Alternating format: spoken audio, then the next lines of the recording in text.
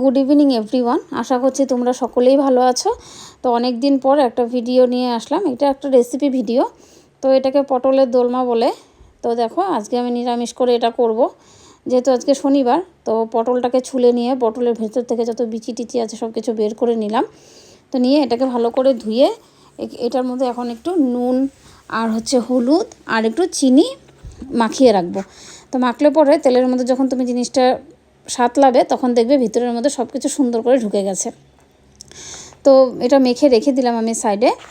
তো এখন কড়াইতে তেল দিব আর মানে পটলের যে বিচিগুলো একটু একটু গ্রাইন্ডারে পেস্ট করে নিব, কেননা বিচিগুলো একটু মোটা মোটা আছে, যেটা মুখে লাগবে এমনি খেলে, যার জন্য এই দেখো কড়াই বসিয়ে দিয়েছি। তো কড়াইয়ের মধ্যে এখন আমি পটলগুলো সব আস্তে আস্তে দিব, দিয়ে এখন এটা আস্তে আস্তে আমি ভেজে নিব, ঢেকে ঢেকে ঢেকে ঢেকে আস্তে আস্তে লো ফ্লেমে ভেজে নিব। তো এই যে দেখো দিয়ে দিয়েছি কড়াইতে, তখন এটা ভাজবো।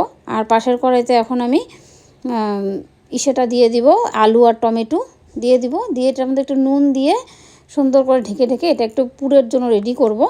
আর এখানে দেখো ঝোলটা বানানোর জন্য আমি গোটা গরম মশলা, জিরে সব দিয়ে দিয়েছি।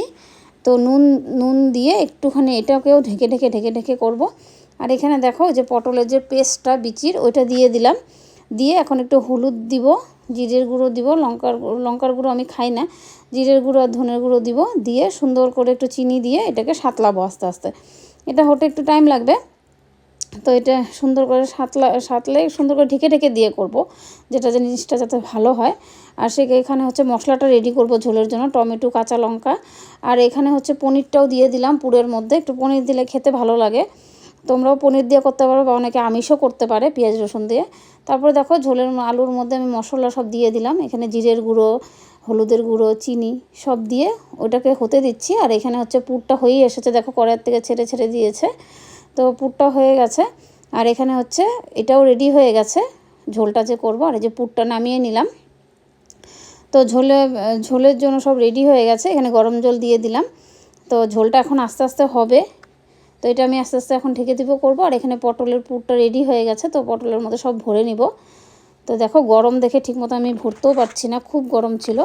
তো আস্তে আস্তে করে সবগুলো রেডি করে নিব। এই দেখো সব রেডি হয়ে গেছে। তো এখন এটা আমি ঝোলের মধ্যে দিয়ে দিব। তো অনেকে ঝোলের মধ্যে দেয় না, অনেকে এমনি ঢেলে দেয় ঝোলটা। তো আমি ভাবলাম একটু দিয়ে ফুটিয়ে নিলে ভালো হয়। তারপরে ঘি গরম মশলা দিয়ে নামিয়ে নেব। তোমাদের ভিডিওটা ভালো লাগলে লাইক কমেন্ট শেয়ার করে দেবে। টাটা।